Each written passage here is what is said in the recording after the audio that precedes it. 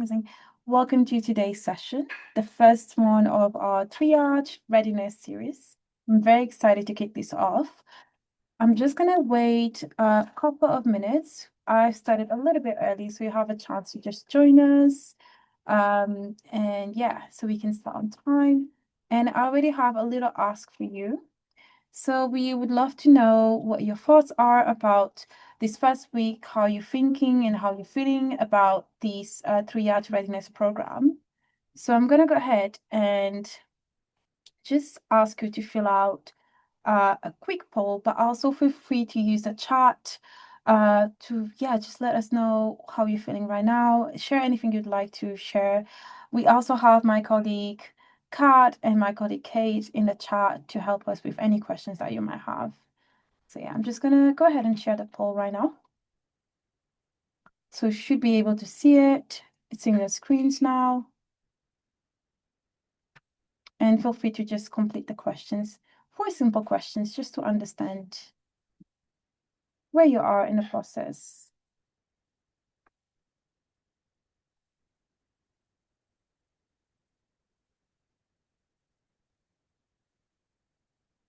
Amazing. Welcome to today's session. Again, I'm just going to repeat myself a little bit over here, but we're just waiting a little bit to make sure that everyone has a chance to join before we get started. And in the meantime, feel free to share your thoughts in the chat, but also fill out this poll over here, just so we understand where you are in the process, what you're looking forward to as well in this Triage Readiness program, and how we can best support you as well. So yeah, I'm excited to hear back from you.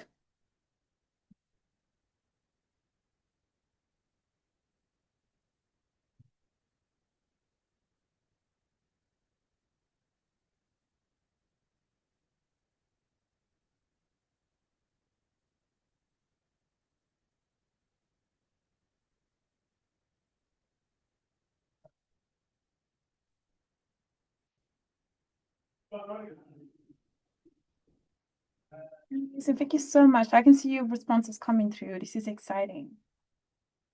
Thank you so much for sharing. I'm just gonna give it one more minute. Hi, Jacob. Yeah, Hi, Molly. amazing.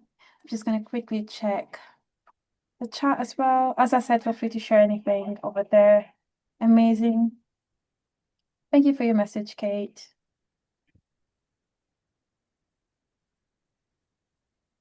So yeah, as Kate has said, this is training sessions for starting the triage process or any changes you might need to do ahead of October the 1st and the changes that are going to be asked for you in the GP contract. So yeah, I hope you really get the most out of this session. And yeah, I think I'm going to start the poll now. Thank you so much for sharing your insights and responding to the poll. Amazing. You should be able to see the results quickly on your screen. And we're going to get started with this session.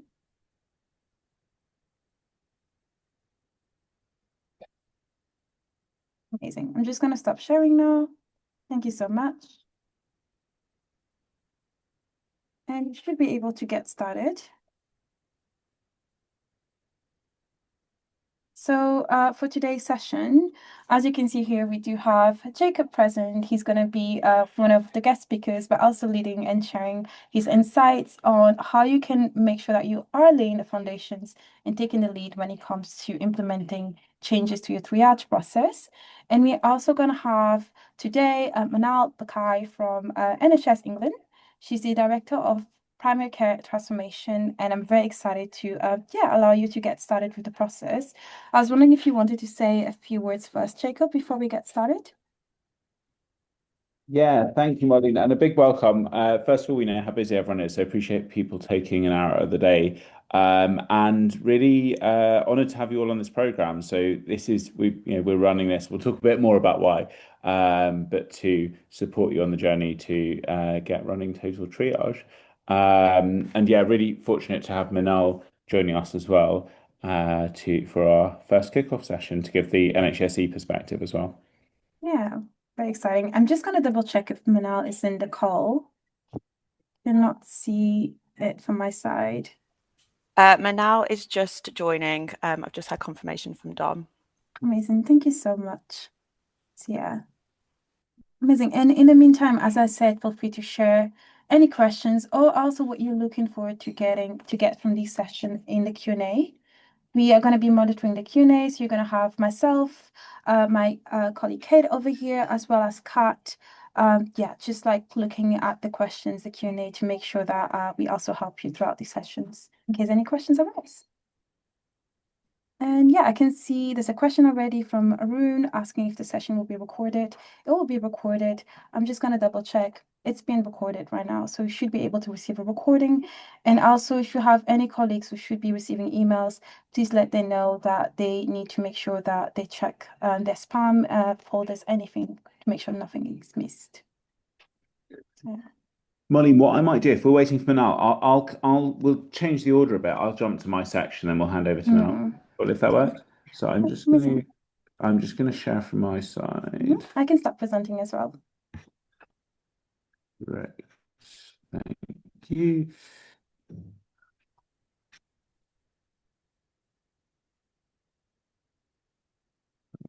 Us. Okay. Can everyone see that all right? Yes, I can see it from my side. Great. So first thing is like why are we running this program? A few reasons, but the biggest one is we visit a lot of practices, and it's quite eerie when we go to total triage practice and we see the car parks empty, the waiting rooms half empty, or mostly empty, um, and then there's this sort of gentle hum of tapping away at the keyboard. You go into the triage room. There's requests coming in every couple of minutes, and patients are often getting a response. Sometimes within 15 minutes. It really depends on how far that practice is on the journey.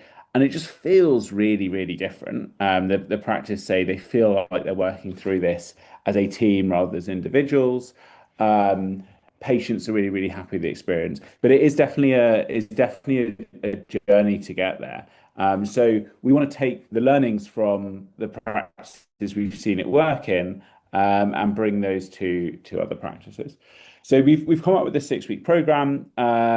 Each week has a different focus, but the idea is the aim is to get you ready by 1st of October to be running total triage. So to use this summer period. Um, Obviously, I'm sure a lot of you have been discussing the contract change coming on the 1st of October. Manal might talk more to it, but we see this as partly the intent of the policy, but also the big opportunity there is to drive total triage, to use this as, okay, rather than just um, meeting the letter of the contract change by adding in some extra flows or changes. How can we more radically change how patients access our care, so that we end the 8 a.m. rush, and also our staff feel more in control. So this week's really, really focused on like laying the foundations for the next 6 weeks. Um, what that what we appreciate is like this is a big change for practices. So lots of practices will be running a model that has not changed in a very long time. It's a big change for staff, it's a big change for patients. And as much as we can say, we're here to support you, we also, what we've seen have the biggest impact is community. So practices being able to talk to other practices, whether that's nearby practices who've done it, or whether that's in our WhatsApp group or online, like practices at the other side of the country who've done it. We are not a healthcare provider organization. We've seen lots of practices do this. We've helped lots of practices do this. We've never done this ourselves as our own organization. So please do lean on the community.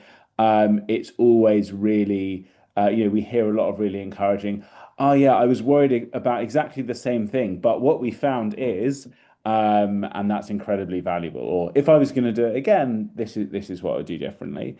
And we're lucky to be joined over the next few weeks of the program. We'll have different speakers joining who've implemented total triage really well in their practice, sharing some of their insights. You can hear them directly from them too. So let's get started. The focus for this week, we wanted to start with like, how do we get all of your leadership on board? I make a bit of an assumption, but partly from just lots of conversations I've had with practices over the past few years, which is um, if your whole partnership is really, really on board and like wants to, run at this and do total triage, you've probably started doing it already. Maybe you've just reached that point, and that's why you're on this program. And equally, if none of the partnership are interested in it, you're probably not on this webinar. So I think we've got lots of people here where there's maybe it's you, maybe there's you and a couple of other partners who realize you need to do something differently, are ready to make the change. And it's both how do you do it, but also it all starts with getting leadership on board. So what we aim to achieve this week, so by this time next week, is that you've got a really deep understanding of triage. And what I mean by that is what is the actual mechanism by which increasing access in a particular way improves efficiency and gives you more control. And you've got a sufficiently deep understanding that you can explain it to others in your team and answer their questions on it too. You've started to crunch the numbers. You've started to look at, based on your list size, how much demand do you think you'll get, and then what do you need to do in terms of triage rota to be able to support that. You've held a meeting with your partners to get them all on board and understood, okay, what does good look like for us? If we're looking back in, 8 weeks, 9 weeks, 3 months time, what would really, really good look like? Who's going to champion the different parts of this? Who's going to champion working with the reception team and getting them ready? Who's going to champion the clinical workflows? Who's going to champion the patient comms and informing all of them? And being really clear on those owners. And then a really crucial thing is getting that rollout date in the diary. What we generally find is like once that is in the diary, all the other stuff has to fall into place. But until that is in the diary, things can keep slipping or keep rolling out. And then the final thing we need to get done this week, and we've got a pack that sort of outlines all of this, but when you look at some of the upcoming weeks, we're going to be doing things like supporting you to run a session with your PPG, or doing some like simulation training with clinicians so you can discuss how you triage things, and with reception. And you need to start booking that in because obviously people have leave, or clinics will get put in and fill up as well. So this week also is about booking some of those upcoming things in. Today, as mentioned, we've got Minal joining us, and you've got me. And we're going to talk about, first of all, like what is total triage, and what is total triage done well? What are some of our learnings around that? What needs to happen? What does leadership really need to drive? Because tech is just an enabler, but it's all about the change management. It's all about the transformation. And then Minal's going to look at, okay, what do you need to understand from your data in the practice? Molina, I'm just going to jump into this point, unless Minal's here ready to go on the intro part.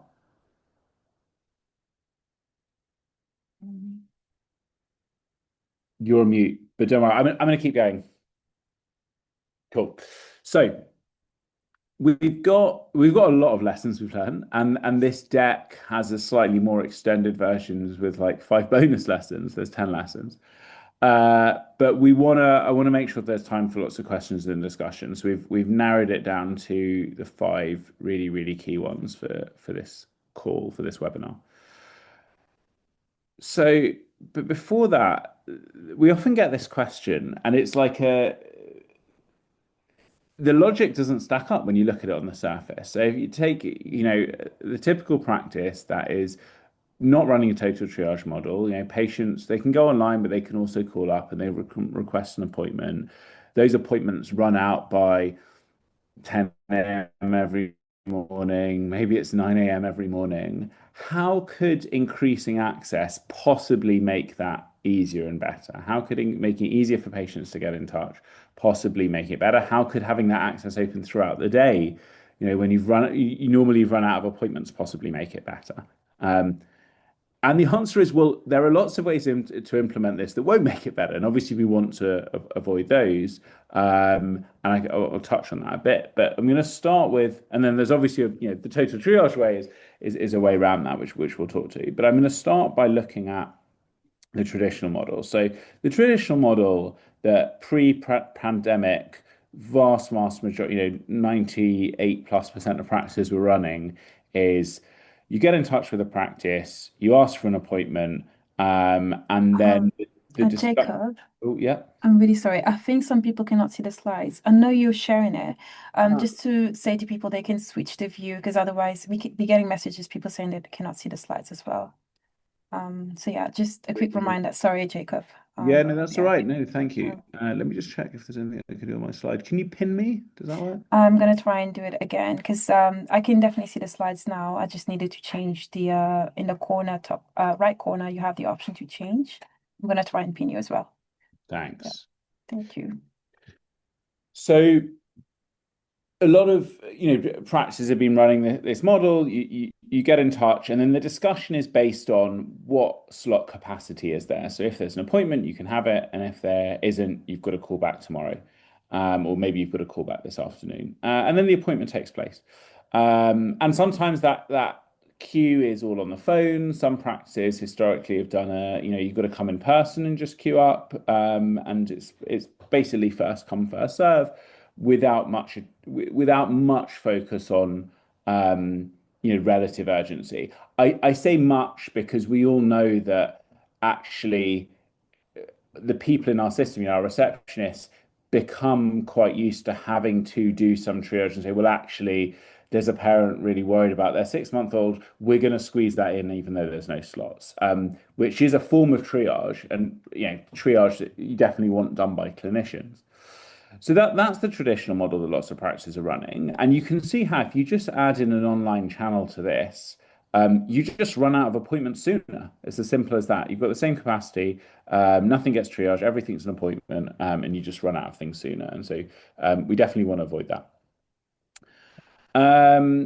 So what is total triage? And this is why I like the term, is if we break it down, there's the total bit, which is that all inbound demand is asked the same questions and goes into the same hopper of work, the same inbox, the same queue. And by all demand, we mean all patients, all requests that they've got coming through all channels. So whether it's phone or online or walk-in or an NHS app, and at all times. So, and here I'm really focusing on during core hours of the practice. There's a whole separate discussion around out of hours. But what I mean is whether you call at 8 on the dot when the practice opens, or you call at 10:37 or at 2 p.m., that demand is handled in the same way.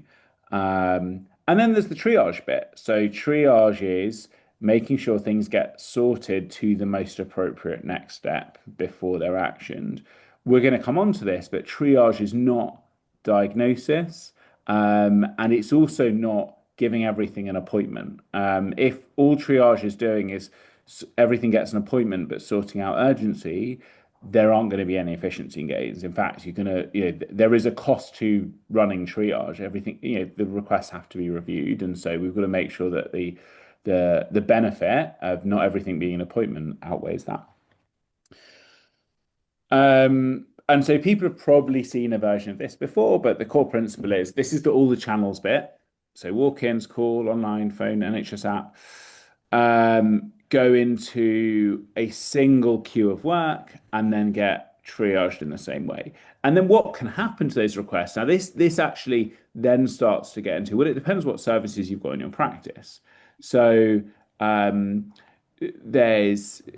obviously an outcome of triage, which is this needs to be seen by a GP. But there's this is where a lot of the skill mix comes in, and the R's roles of, oh right, we've got a first contact physio, or we've got a mental health practitioner who can see this patient.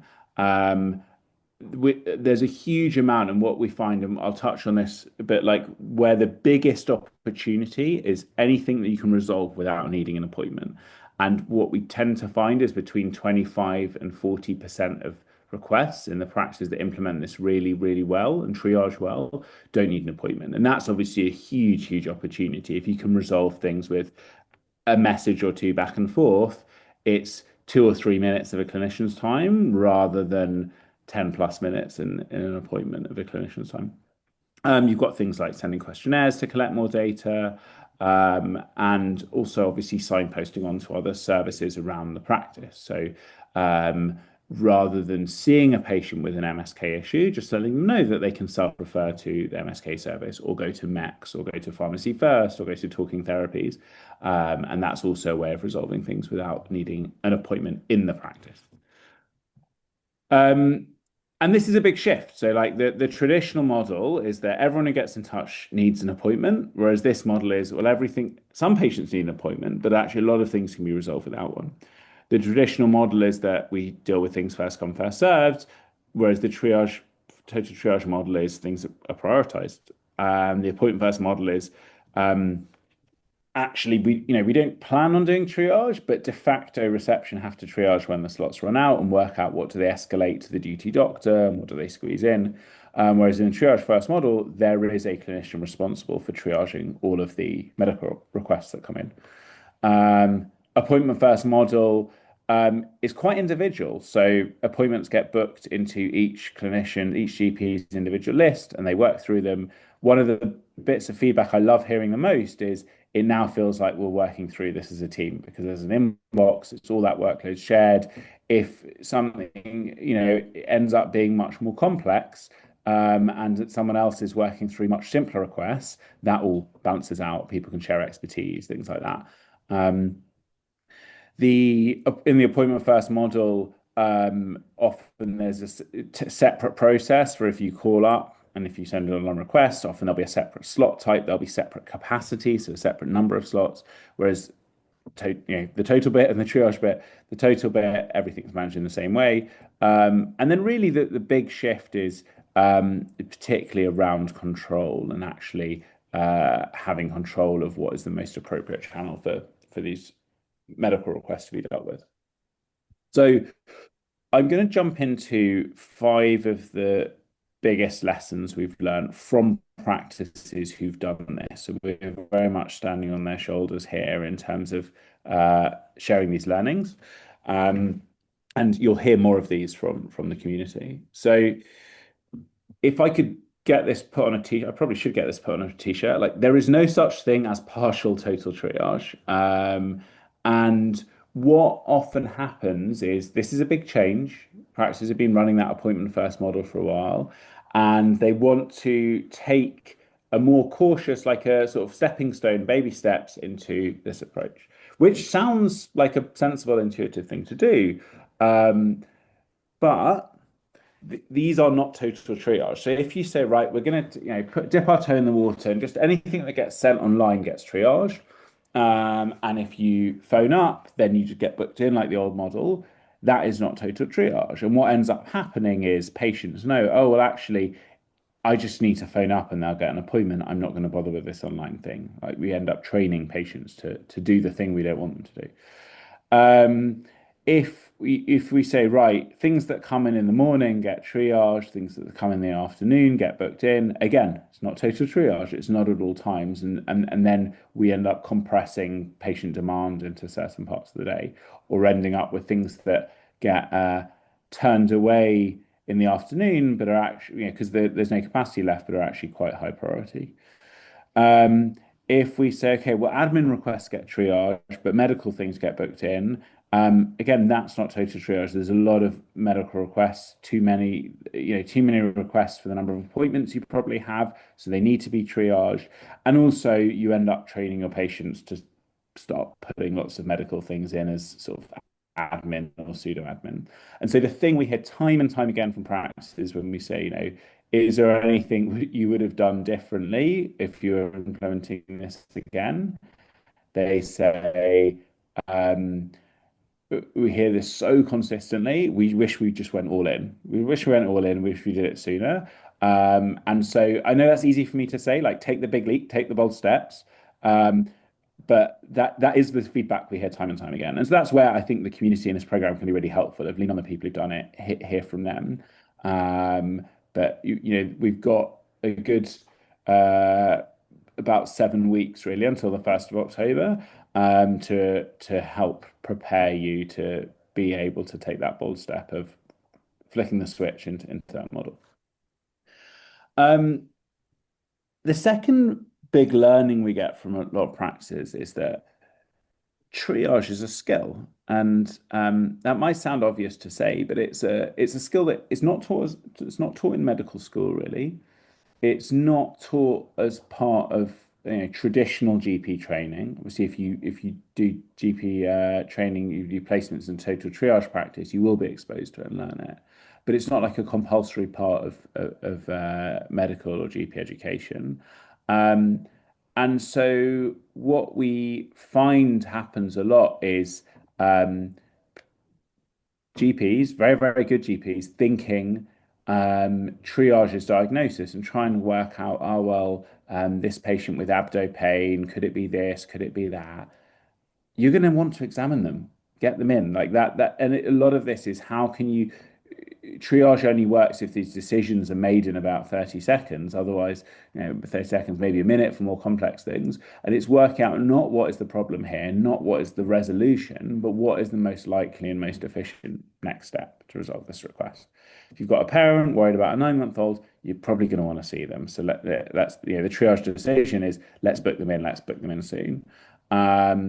And one thing we also hear from practices is like a couple of years in, them recognizing that some GPs they've got are really, really good at triage, and some are not. They might be excellent GPs, they might be fantastic at doing lots and lots of things, but actually they want to be doing much more in-depth consultations with really complex patients. This work, which is much more high frequency, an ability to hold risk. Otherwise, you just put everything in an urgent appointment. Is not for everyone. And so triage is a skill. It needs to be seen as that. It needs to be seen as something that can be built on and learn and needs training and needs peer review and discussion. But that's been one of our big learnings from practice. And then if I go back to the question at the top is how does improving access possibly make things feel more in control, make things more efficient when you've already stretched, your capacity is already all used up. That efficiency has to come from somewhere, and it comes from behavior change, and this is in two key areas. So behavior change from clinicians, which is really key, and like this is the core place efficiency comes from, and I mentioned it before, is taking things that would have been an appointment and resolving them without one, whether that's signposting to another service or whether that's resolving it through a quick back and forth with messaging, which I know all practices are doing to some extent post-COVID, whether that's looking at rashes on someone's skin and sending a prescription to the pharmacy and things like that. But it's getting into the mindset of like, how can I solve this without an appointment safely? And then a behavior change on the patient's part. And this I find is one of the most interesting. So we talk to practices who've been doing it for a few months and they say, I don't have any just in case appointments anymore. First time I heard this, I was like, what's a just in case appointment? And I'm sure everyone here is very familiar with it, of patients booking something in because they know the wait is long. That goes away because patients start to learn if they have a problem, they will be seen. Patients get much more comfortable being told, Jacob, I'm not worried about this. It should go away, should be self-limiting. If it hasn't within 4 or 6 weeks, let us know. Time is a great medicine. We all know that very well. But when there is a multiple week wait for an appointment, we train patients to say, no, I want this resolved now because if I get back in touch in 4 weeks or in 6 weeks, I'm going to be at the back of the queue. I'm going to be waiting another 4 weeks for that appointment. And so the efficiency comes from behavior change, and behavior change does not happen overnight. And that's going to be an important expectation to manage in the practice is that the first 6, maybe 8 weeks of this will be really hard because the behavior change won't have happened yet. And so you'll still have patients, getting in touch when something, when something's more minor and they haven't seen how it plays out yet, because that's what they're used to. You'll still have patients saying, "No, I want this resolved today," because that's what they're used to. You'll still have clinicians, they're triaging things and they see a patient get in touch with a simple UTI, and they'll say, right, I'll put them for an appointment, because that's how they're used to resolving simple UTIs, is that they appear as appointments for those GPs, and so that behavior change takes time. The fourth big learning, everyone probably remembers this crazy period of 2020 where you couldn't buy pasta or toilet paper, and this is still what happens in a lot of practices, where in a first come first serve model, which is we compress the demand into a really, really tight period of the day at the beginning. And it's unbelievably stressful, particularly for our reception teams, because it's first come, first serve. So I find it really helpful looking at one of our total triage ambassadors pulled this data from 2 practices in her PCN. And so same PCN, so similar demographic. It's adjusted for list size. You'll see the practice on the left is 20,000, the one on the right is 13,000. But the key difference is the practice on the left caps their, the practice on the right caps their demand, and the practice on the left doesn't have a cap. Now, first thing to notice, hi Minal. First thing to notice is that they both have basically the same demand. So 48 requests per 1,000 patients per week on the left, and 47 per 1,000 patients on the right. So a very, very small change for having that cap in. But if you then look at just the shading and you look at the color, the practice on the right with the cap has trained their patients to log online at 8 a.m. and send in that request, because otherwise they're not going to be able to get anything in. And actually the numbers you see later in the day are probably reception filling it in, which overrides the cap, because they've triaged and deemed that as urgent. Whereas the practice on the left, they don't have a cap. They're getting the same amount of demand, but it's spread throughout the day. Yeah, there's a bit of a peak on Monday morning, post the weekend, because that's when things open. But actually, for every single day of the week, that demand is much more spread. So just to really hammer that home, exactly the same level of demand, but spread throughout the day. I know which practice I would rather be working in, both as an administrator and as a clinician. So we've got patients will respond to the incentives we give them. And if we say, right, the only way to access care is going to be get in touch first thing in the day, they will do that. So we definitely want to avoid a repeat of the panic buying for appointments in the morning. The fifth big learning we've seen, and then I'm going to hand over to Minal, is that you've really got a smooth capacity for on the day demand. So practices tell us a demand is actually far more predictable than we realized. And sometimes it doesn't feel that way, because some days are really, really hectic and then some days are calmer. And a lot of the reason for that is actually around changes in capacity. So some days you have more staff on, some days there's annual leave, some days staff are sick, and you've got fewer staff or people are in training. But that's also predictable. Other than sickness, like we have that in the calendar. We know when people are off, we know which days people work and how many sessions they do a week. And so both demand and capacity are very, very predictable. Now, one of I think the coolest things we did historically, and this was in 2017, when we were just on the sort of living in a GP practice in Oxford doing lots of experimentation. One of the changes we made, and this was before like total triage was a thing, before we had online consultations and patient triage, was instead of just using the EMIS template to set the routine capacity and on the day capacity, smoothing the on-day capacity across days. And why is this important? Well, the capacity for appointments goes up and down every day based on who's working, who's on leave, and so on. And if you're just using a standard template that has, let's say, 8 routine appointments and 4 on the day appointments, or 6 and 6, or whatever the numbers are in there, then the numbers of each of those types of appointments will go up and down. Having a variable number of routine appointments is completely fine, because when you book in a routine appointment, you can say to patients, oh, well, this is when there's availability. But what we found when we sat on reception is that when there are loads of routine appointments, loads of on-the-day appointments, everything just gets booked in. Anything that calls up gets booked in. But where it's constrained, then reception had to ask, okay, well, what's the problem? And what, have you had this? Have you spoken to anyone about this already? And essentially do a lot more triage. And so we've seen this in total triage practices. And where this works really well is saying we know how much demand we're going to have Monday to Friday. It's generally higher on a Monday, and then sort of steps down on Tuesday and then tapers down throughout the week.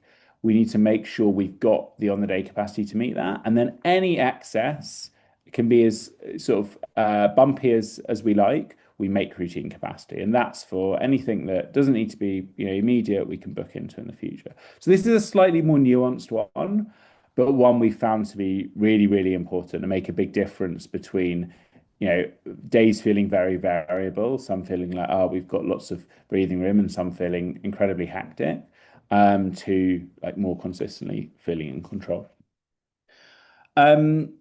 I'm going to pause there on those learnings. As I said, there's like another 5 bonus ones we'll share in the pack we send it out, and the slides we're going to send out are more detailed. They sort of they have more of the pros that I've spoken through. I just didn't want to be reading that text out, but they will have more of that detail. For example, if you want to present it to your partners or others in the team.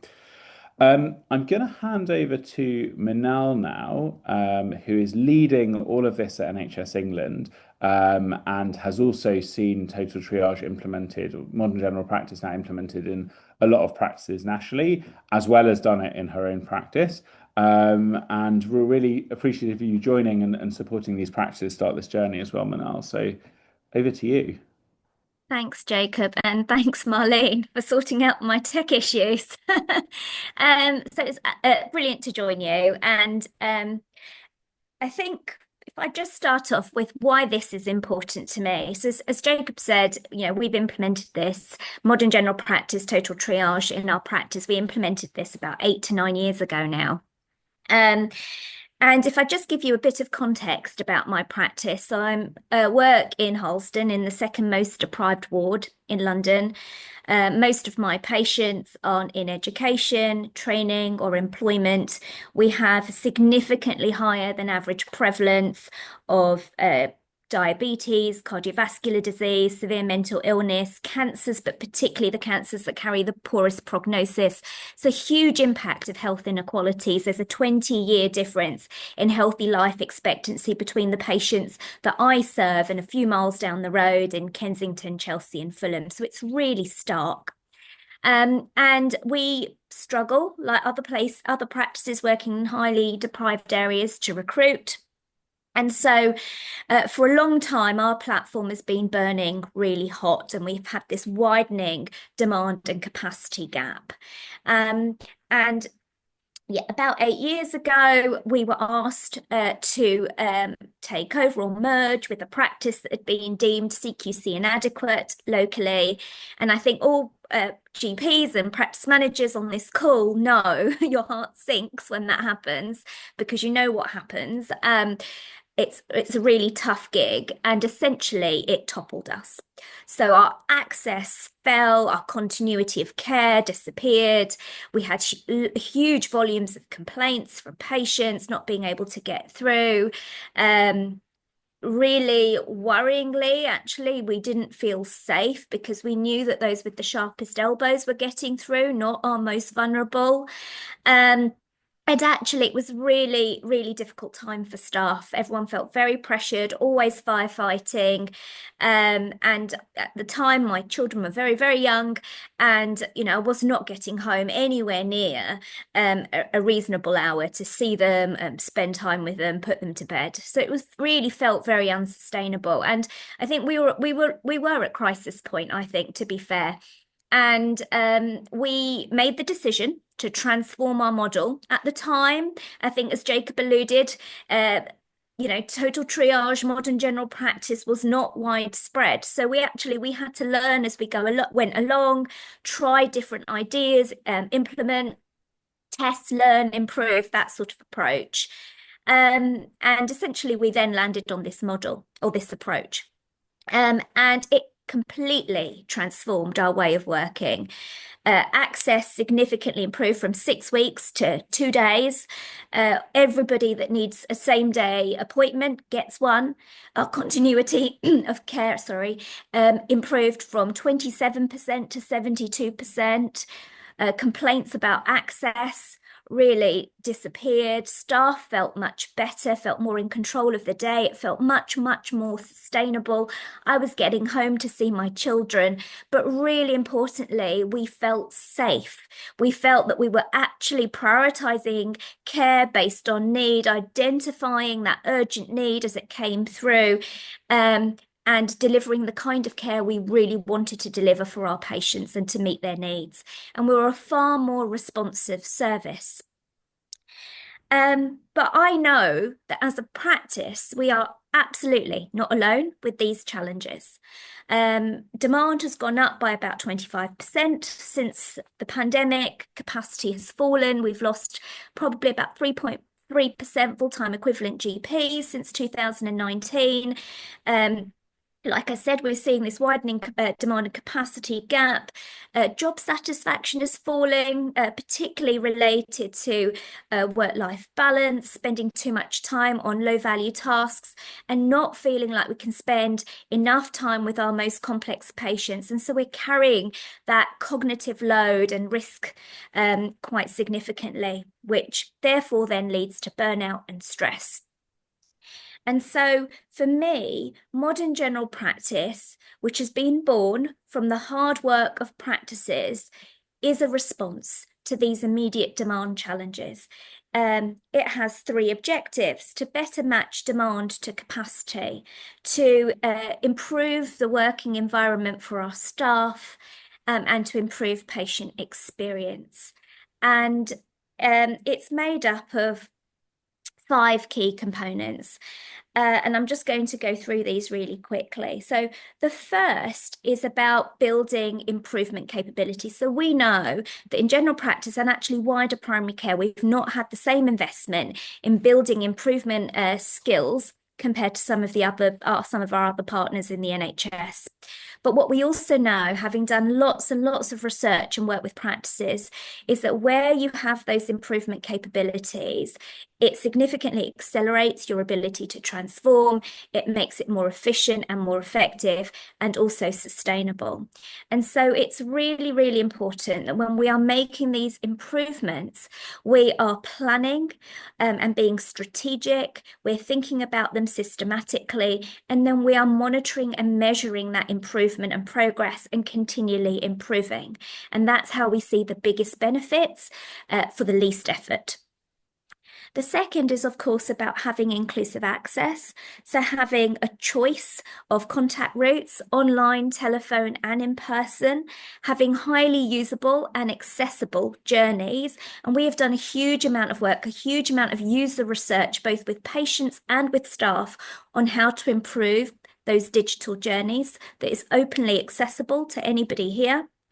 And then, of course, making those channels equitable. And I think, Jacob, you touched on this in your top tips, but to make those to help people make those changes in their behavior and feel confident with new access channels, we can't switch them on and off at unpredictable times. Or unpredictably. And what we know from the data and from evaluation is that people use channels dynamically. So often when people have a less urgent need, they're more likely to go online. And when they have a more urgent need, they're likely to phone up. But just because you've gone online once doesn't mean you'll always go online. And just because you used the telephone once doesn't mean you'll always use the telephone. But what we do see is that when you create a really great first experience of people using online online channels, they are far more likely to use that channel again, 70% more likely. And in the practices that we've worked with, and when we look at the national evaluations that we've done, where you embed really usable and accessible tools and a great experience around those online journeys, you channel shift so that 72% of people choose to go online and use that as their primary access channel, which I think is really pretty amazing. Secondly, it's about it's about understanding need at the point of contact. So regardless of how people contact you, it's capturing that structured information about the presenting need and the acuity of that presenting need. And now, as data and population health data is much more readily available, practices are coupling that with risk segmentation tools to understand the broader complexity of that patient's need. And that really helps embed better continuity of care for those that need it, and also direct that person to the right healthcare professional with the right level of experience and expertise. Then it is about assessing, prioritizing, and allocating those patient requests. So using that information and moving away from a first come, first served approach, which is not safe when we're seeing rising levels of demand, to being able to quickly assess urgency based on need, to prioritize that care based on need, to allocate that person or the patient to the right healthcare professional, the right service, or even self-service where that's appropriate, to identify continuity of care needs and to respond using the most appropriate modality. And then finally, it's about optimizing use of capacity and particularly our multi-professional teams, but also, as I think, Jacob, you mentioned, being able to respond more efficiently to that need. So again, through our national evaluations, we've seen about a 30%, so very similar figures to what you've seen through the Accurx data, 30% of requests being resolved through a message and no further appointment needed. Using self-booking links or sending people self-booking links where that's appropriate. So take pressure off your administrative staff, but also really importantly, giving people flexibility on where they book the appointment, which also helps to improve experience. And as we move into planned care and long-term condition management, moving away from calling people in for their review based on their letter of their surname or their date of birth, but prioritizing based on the complexity and control of their long-term conditions, but also sequencing those appointments in a really sensible way to make sure that we're optimizing use of capacity. And then again, continuity of care, which is really important, as we know, for people with chronic long-term conditions. And the outcomes. So these are outcomes that we're seeing consistently. So these are not one-off. We have looked at 10.5 million patient contacts across practices embedding modern general practice. And what we see is significantly improved access, improved patient experience, improved continuity of care, narrowing of health inequalities in access. So the people that disproportionately benefit from this way of working are those that are most marginalised currently by our traditional models. Safer processes, so prioritising on need, tailoring the response, and a more efficiency. So reduced avoidable GP appointments, release of clinical and administrative capacity, and a channel shift from telephone to online. So not an opening of the floodgates. And also, really importantly, responsive service. So most people receive a response within 24 hours. Median response time was 4 hours. And actually, as a result of that, people often opted for a remote consultation rather than a face-to-face one, because back to your point, Jacob, people felt confident that they would get the care that they needed when they needed it, so they didn't feel like they had to make those just-in-case appointments because they trusted the system and how it worked. And both digital and non-digital users benefited equally, so we're not leaving anybody behind. And importantly, there was greater staff satisfaction and this feeling of being in control of the day, and the day feeling more sustainable. So I think all of that is really, really important. If we could go to the next slide, because I also understand, and I was in the very same position that a few years ago, where taking this leap can feel really scary.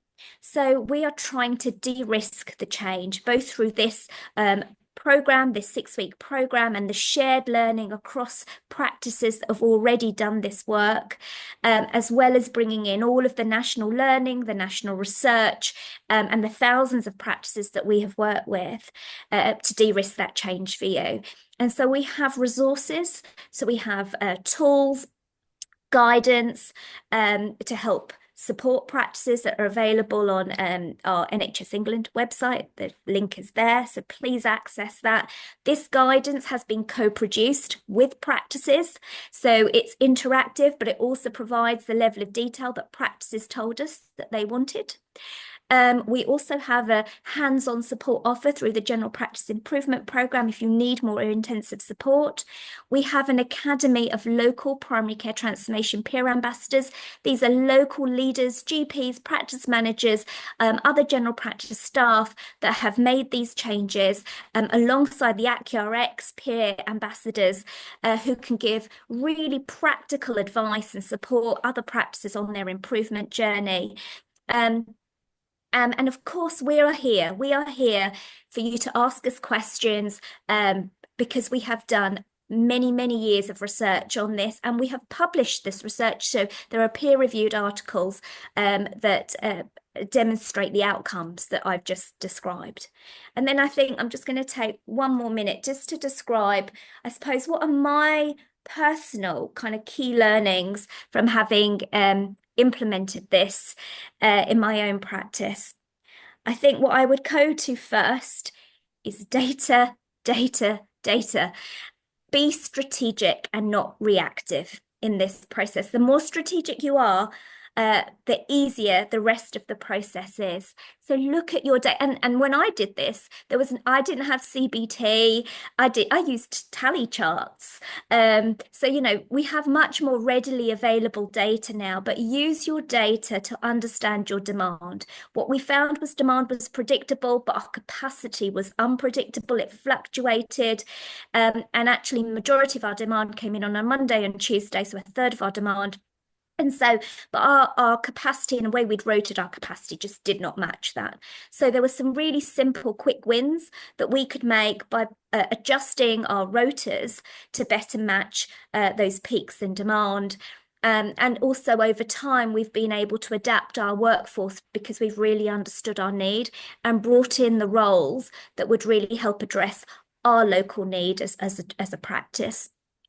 The second thing, and I think, Jacob, you've talked about this as well, is taking patients along with you. Now, we're very lucky. We have a very active PPG, so we normally get about 250 attendees.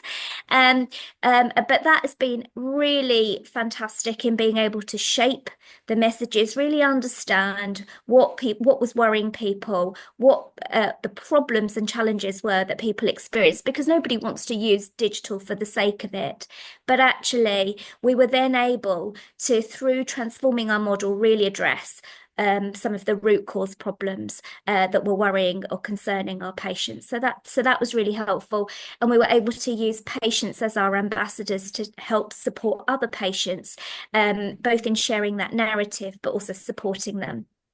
And then the third thing, and is really around design and creating those great digital journeys. And going back to what I said before, if you can make their first experience really good, it really makes a difference going forwards in terms of creating that channel shift. And so just making your online consultation tool easy to find and start, so it's really clearly labeled on your website. Most people access online consultations through the practice website, about 65%. So making it really easy to find on the website. Actually, don't use the term online consultations. It's really ambiguous and super confusing for patients. So, using simple terminology like request an appointment online or contact your general practice online is much clearer. Making it not having reams of text for people to read through is really important. We're moving from a speaking medium to one that is written and reading and writing, and that is actually quite a big shift, particularly where I work, where there's quite low health literacy and low literacy generally. Making it really straightforward to complete, so shorter forms fare better with people than longer forms, providing really clear communication and expectation setting so people know what's going to happen with their information, what happens next, how they'll receive a response, and when they'll receive a response. And we've done a lot of work on really how to make that journey really usable that's based on NHS design standards, and you can access that through our guidance that I've just kind of pointed to. I'm going to stop there. Super. Thanks so much, Minal, both for sharing your journey as a practice as GP, but also a lot of those learnings nationally. And it's really helpful to see the focus and the impact on improving health equity that also comes through this too. We've got not long left, so we've got about 6 minutes. I really want to finish on time because I know a lot of people, will have busy afternoons. We didn't cover everything we wanted to, but that's okay. We will send out the slides because there's so many great lines to share. What I want to focus on for the last few minutes, especially because we've got Minal here, is some of the questions that have come in. So I've got one question here, and Minal, we can share these, but very interesting to hear your view on this. So I'm extremely worried about our less educated patients prone to self-neglect or patients with additional needs that will be worse effective. They cannot necessarily articulate what they need on triage forms or to receptionists. Working in one of the most deprived areas in England, a considerable number of people are digitally excluded. How have other practices managed this concern? So I think I'm one of those practices, I think, actually. So I think the first thing is, like, I wouldn't make the assumption. So like I said, a lot of my patients work 0-hour contracts, low income jobs, and trying to phone the practice during working hours is really challenging for them because actually many of them are not allowed to use their phone at work. And so actually by providing online access, we have found we've increased the reach in access for our patients. But I think the other thing to really emphasize is this is not about digital only access. It's about having parity of access. So online, telephone, and in person, we're not taking away any channels. And for that very purpose, for that very reason, there are people that are digitally excluded. I think the third thing is just to really emphasize having that consistent approach regardless of the channel that people use. So being able to capture as much structured information as you can, but I think also being super pragmatic. We know who our vulnerable patients are. And so it's not a rigid process. This is a set of principles that then practices need to adapt to their local context. It's not a one-size-fits-all model. And so what we do is we flag those vulnerable people, and because we know them, we'll just book them straight in because we know that their needs are far more complex than we can manage through a triage process. And inevitably, we'll call them in for a face-to-face consultation. So I think it's about using the combination of, but I think it's also recognizing that there is a large chunk of patients that you can manage differently to create the time and headspace for those most complex patients. And I'd like to just go back to holding that complexity. So work in a really deprived area with huge amounts of multi-morbidity, a lot of those consultations are really complex. And I struggled to do those safely within just 10 minutes. But now, because we've implemented this model, this approach for our practice that suits our practice, I'm actually able to spend much, much more time with those highly complex patients, which means I manage them better and I manage that risk better. Yeah, and building on the second area, we hear exactly the same from a lot of practices that digital makes access better for patients who can't use digital because the phone lines are much freer now, and reception can spend longer on calls as well as they're not being waits. Okay, right, let's pick. I think we've got time for 2 more quick questions. So one is, how do practices ensure that GPs begin to avoid face-to-face appointments? I'm not sure that's the purpose of this approach. I don't think it's about avoiding face-to-face. I think it's about picking the right modality for the right need. So it's matching rather than avoiding. Yeah, Or did you I think misunderstand the question? well, I think I read it as, and if it's your question, please feel free to jump on and clarify. I read this as less avoid entirely, but like start to reduce the dependence on that, and all about that shift of Yeah. um, uh, how can we make sure that that behavior change does happen, so that I'm actually going to add Melanie in. How do I do this, Melanie? She should be able to speak now. Yeah. Melanie, you Can you there? do it, Melanie? I think you're muted now. Was it me? There we go. Yeah, we can Yes. hear you. You're confusing me. It was more like, I think it's a difficult one. The difference between older GPs and younger GPs. And I discomfort at some of their desire to do things online that I feel that they should do in practice. But maybe, so it wasn't necessarily about us avoiding a face-to-face. It was more about how do we ensure that we're doing enough face-to-face. Okay, yeah, no, I understand. Thanks, Melanie. So I think this comes back to really understanding the need at the point of contact. And actually, practices now enhance this with that population health data to really understand the complexity of the broader needs, particularly the psychosocial needs. And so by combining that, I think you can start to make a much more informed decision about whether somebody needs face-to-face or remote. I think the second thing is continuity, because I guess the more familiar you are with those people, you can make, again, more informed decisions. But this helps you build and design in that continuity so that then the person that does know that patient can make the decision around what the right modality is. But I think the third thing is not feeling like because you started a consultation remotely, you have to finish it remotely. There are many times where I might speak to somebody on the phone and go, oh, actually, you'd absolutely need to come in, and I bring them in. So I think it's being flexible with the use of modality as well. And some of this comes, as I think you've alluded to, with experience and learning. And so doing that shared learning as a clinical team so that you're identifying where you've got variation in your practice. And we've used tools, and we use tools on the General Practice Improvement Programme to identify variation in clinical practice. And then we learn from each other. And sometimes it changes your practice one way, and sometimes it might change it the other way. But it means that then you can be more consistent as a practice as well. Thanks, Minal.